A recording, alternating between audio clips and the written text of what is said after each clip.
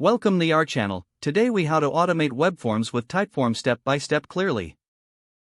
Begin by visiting the Typeform website and creating an account if you haven't done so already. Once logged in, click on the Create a Typeform button. Choose either a template or start from scratch to customize your web form.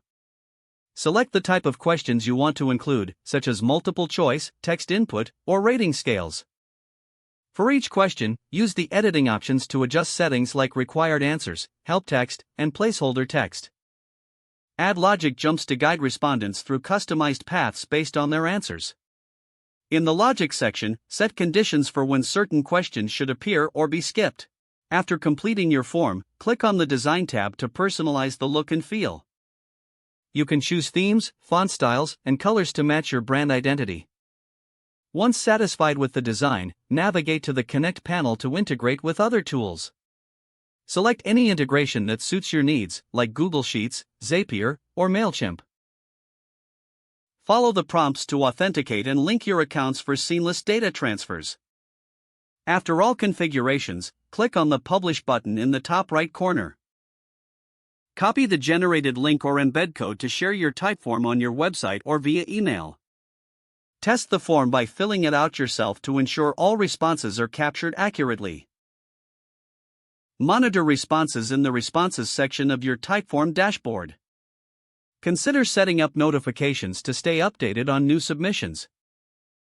Adjust the form as needed based on user feedback and data insights. With these steps, you can efficiently automate your web forms using Typeform. If the page does not load, refresh the browser or try again in a private or incognito window. Make sure you are using the correct email address, then retype it carefully to avoid small typos. If your password is not accepted, use the reset option and create a new strong password you can remember. Check your spam folder for verification or security emails, then complete any requested confirmation steps. Enable two-factor authentication if available to improve account security and reduce unauthorized access risk. After signing in, review your profile details so your contact information and settings are accurate and current. If you see an error message, note it down and try again after restarting your device and internet connection. Log out when you finish, especially on shared devices, to keep your account and payment information secure. If the page does not load, refresh the browser or try again in a private or incognito window. Don't forget to like this video and subscribe to our channel for more step-by-step tech guides.